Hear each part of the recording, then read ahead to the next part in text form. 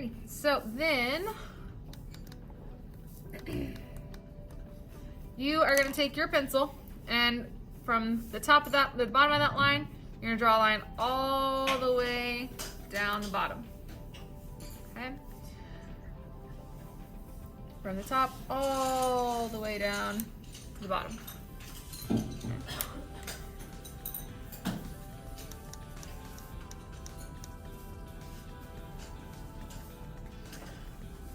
Alright, and we're going to be using two different types of supplies for this. So on the left hand side of that line, we are going to write watercolor pencils. And on the other side, we are going to write just regular colored pencils. And we're going to put a line underneath.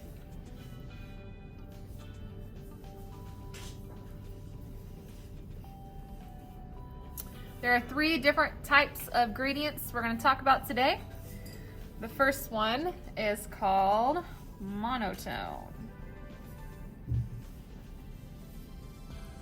Monotone is when you take one color and you use white and black to create lots of different values within that color. So you guys have been doing that with the graphite piece. Every time that you slowly transition from a highlight to a midtone to a shadow, you are working with a monotoned gradient.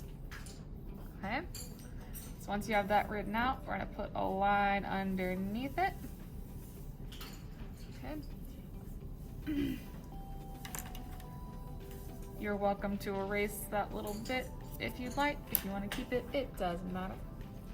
Okay, and the next part's just a little tricky because we have to separate the rest of our paper into three more spaces. So we've got three gradients, so we kind of need to very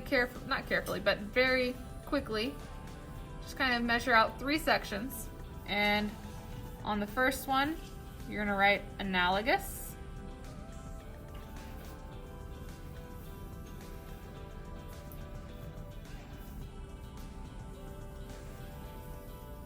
And on the second one, you're gonna write complementary.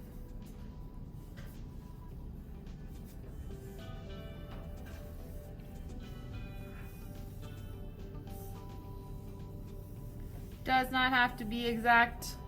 You'll see that my middle one's kind of smaller than my top one.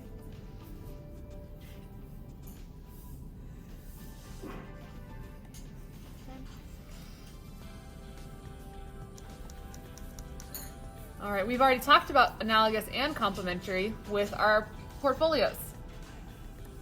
So with analogous, so when we're talking about different color groups on that color wheel, how are analogous colors related? What was that, Maddie? Thank you. They're next to each other. So this is going to be two or more colors next to each other on the color wheel.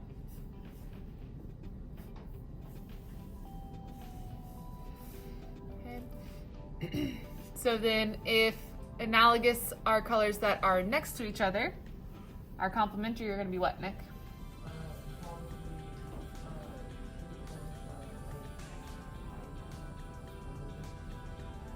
So right next to each other is going to be analogous, like we just said. Good. But if we're talking about a different group of colors called complementary, thank you, across, good. So they're going to be, complementary down here is going to be the two colors that are opposite.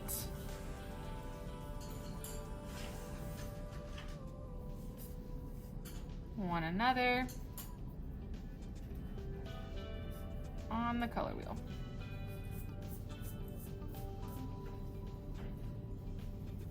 Okay.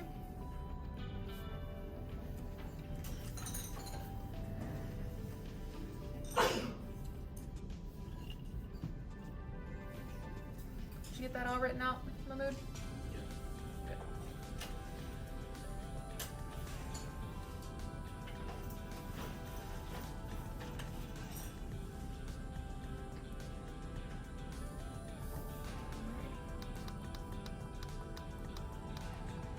Good.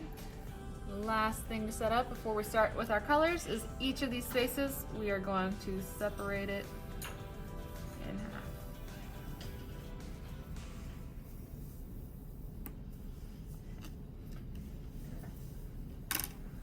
Alright. So let's get our color pencils. We said monotone is one color plus black and white, so pick any of the colors in black and white.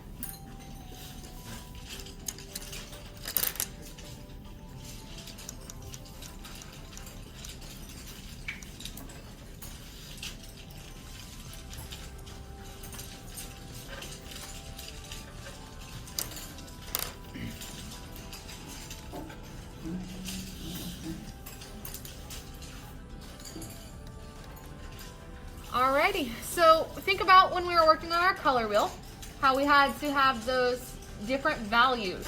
The inner section was a lighter highlight, the middle section was the regular color, and the outer section was the shadow. So think about how we had to use white and black to create those different values. White is less intense, black is more intense. So we needed to have more white and less black. The difference that we're doing now is we want them to slowly change from one to the other. So if I'm gonna have white be on this side, or sorry, my highlight be on this side and my shadow be on this side, white's gonna come over here. And I'm gonna think about this space as if it was cut into 3 sections. And I'm gonna do a lot of pressure on this left-hand side until I get about 1/3 way over. And then once I get about 1/3 way over, I'm gonna lighten my pressure just a little bit. Okay. Biggest thing that I want you to be focusing when you're working with these colored pencils today is doing a circle with your pencil instead of straight lines back and forth, or an oval with your pencil. Okay. I'm gonna put 3 or 4 layers on with this white pencil. Remember to stay just on the left third of our paper.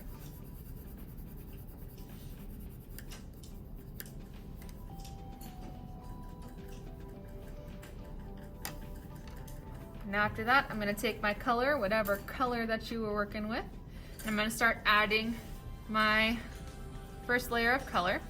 Now, this is what I meant when I said doing circles, okay? Instead of going back and forth like this, and we can see how it gets a little uneven, we want to do small ovaling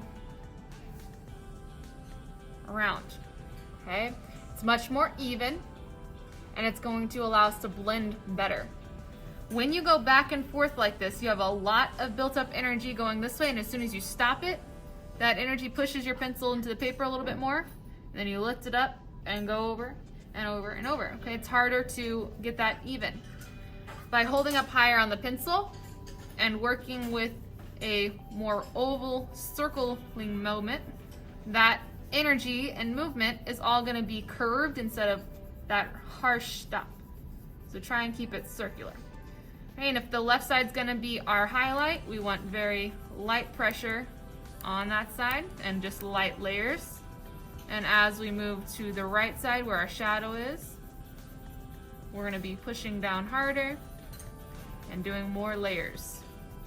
Remember, we don't get that darkest value just by one layer. Okay, we have to go over with heavy pressure multiple times.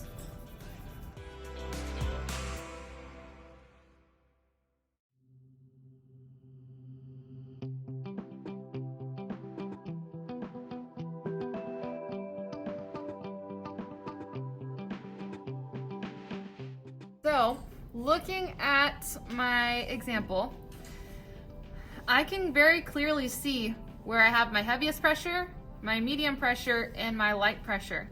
We don't want to see that. Okay, so look up here. This is what we don't want to see. We don't want to see that line that divides those pressures. So this is how you fix it. Look up, look up, look up.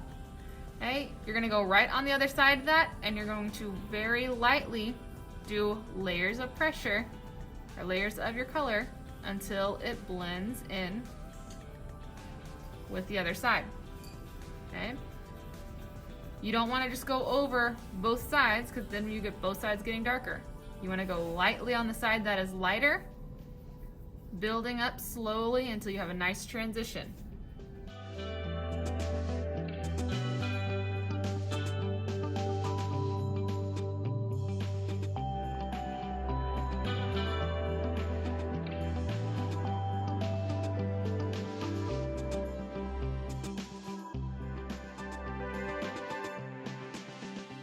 There, we're going to take our black, and remember black has high intensity, so we're going to stay close to that right edge, light layers, putting most of our heavy pressure, or with black we don't really need super heavy pressure, but most of our layers right there at the end, and then fade it into our middle section.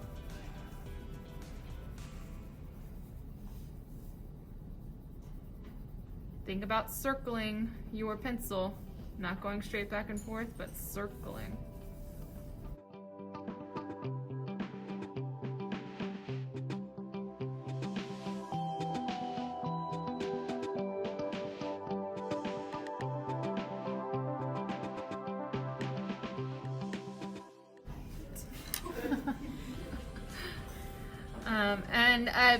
Probably another layer of white isn't going to hurt that light side.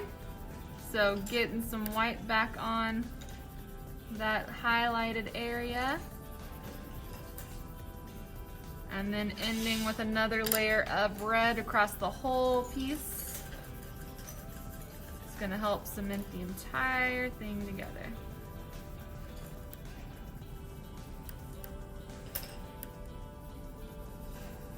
So even before we add our water, we should be able to see that transition, that gradient that slowly goes from light to medium to dark for that monotone.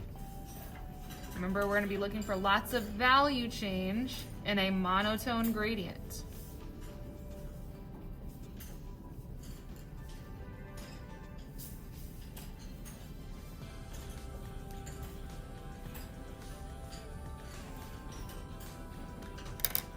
Alrighty.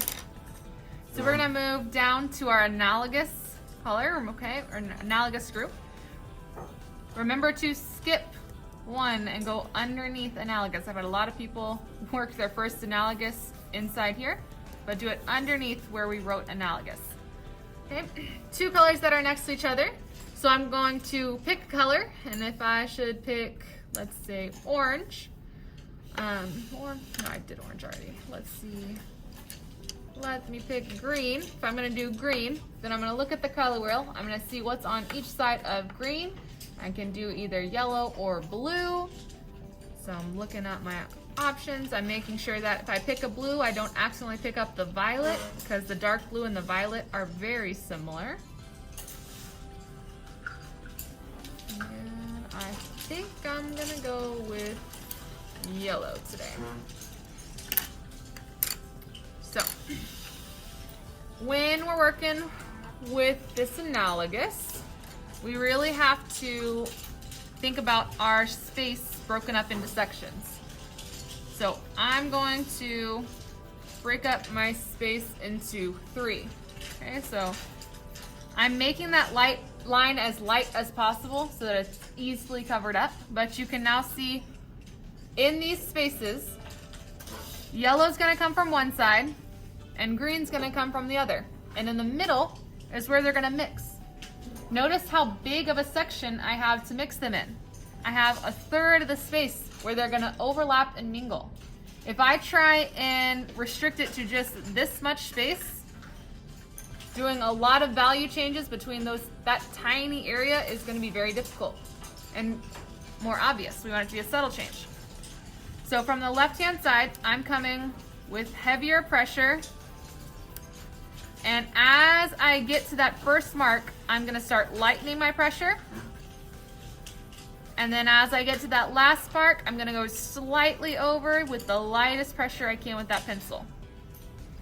So, heavy until you get to the first mark, medium, and then as light as possible right as you cross that last one. And when you come back with the green, and it's a little easier to see with the green, so heavy as I'm in that first bit. As I get to that second mark, I am lightening up. And as I get past it, as light as I can possibly make it. Okay. You can definitely see it better with the green than with the yellow. But from that heavy side to medium to light, and that's how they will overlap. Okay.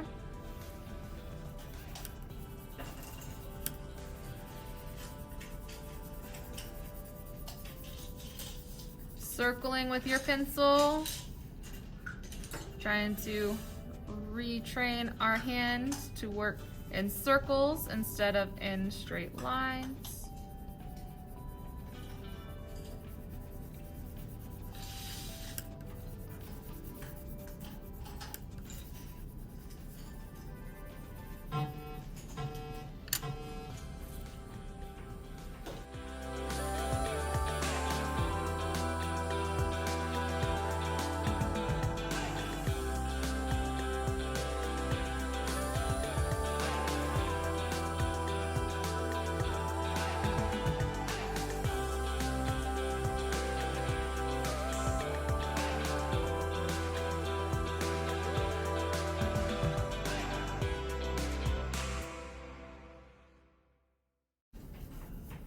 You'll need to go back and forth with both pencils at least 2 or 3 times to help build up enough layers and make that blending smooth.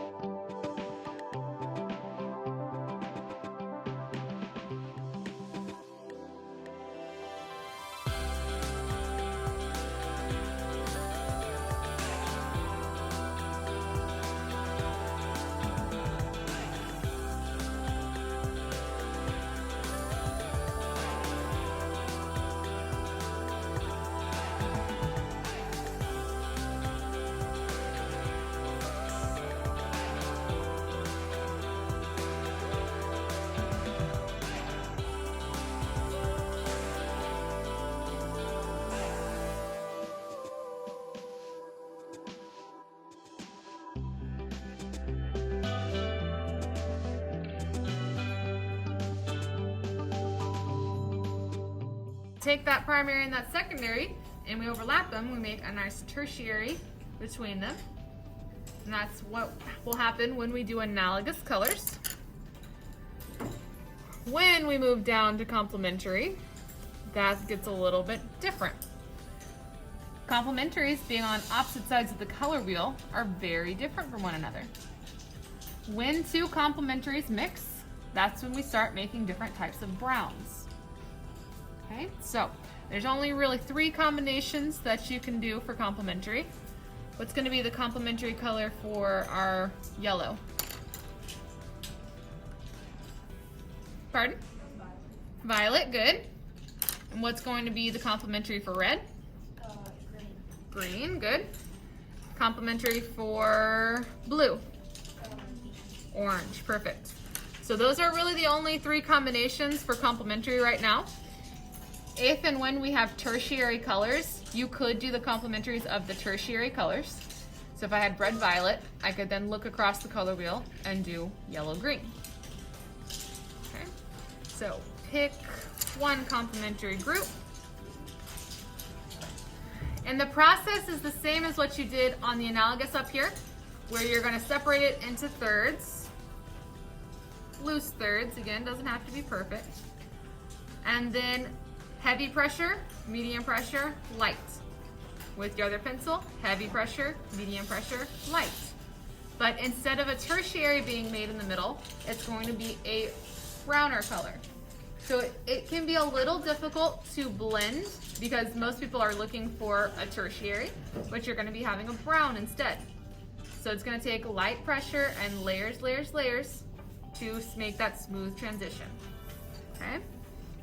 So starting with our darker value, or I'm sorry, my heavier pressure.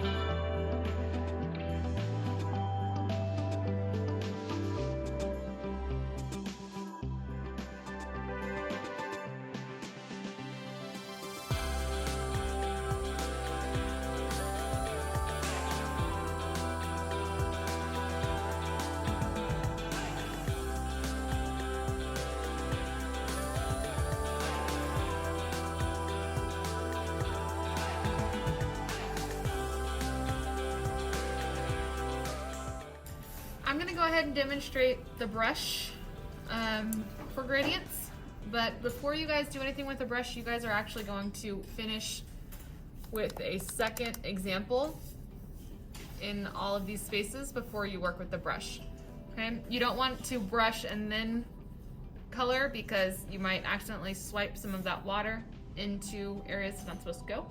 So once you finish all of those areas, then you can start working with the brush. The biggest thing to think about when you're working with gradients is what side of your gradient has the highest or lowest intensity. So usually what that looks like is with our monotone, the lower intensity is going to be that white. Remember we said the white is not as strong, the black is much stronger.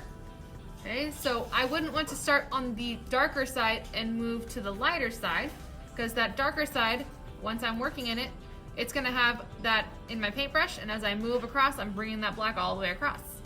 Because it's stronger, it's gonna overtake that white side.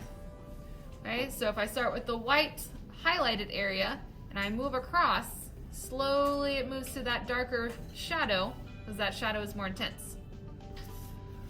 We don't necessarily have highlights and shadows with these colors, but we have intensity. Which ones up here to be stronger or weaker? Okay, so when we look, some of them are pretty obvious. Yellow is going to be weaker than every other color. It's less intense, it just won't cover as much. So I always want to start with that yellow.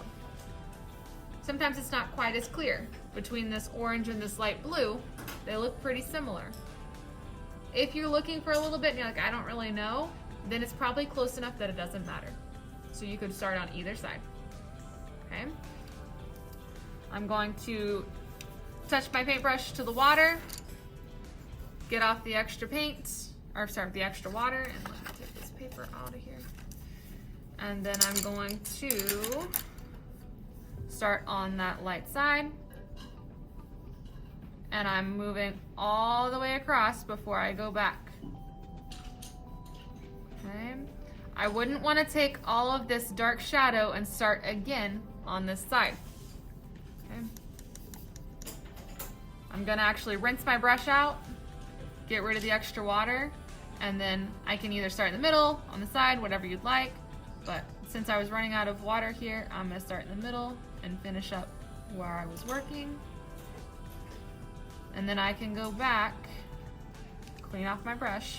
I can go back and smooth out any of those transitions that I was making, wash out my brush, get off the extra water, working towards that darker value. Okay? Questions on any of that? All right, when you're working in that second example, use a different color or color group than what you did in the first one. Once you are done with all the 3 other examples, you can grab a cup of water from the counter and you can start your water adding.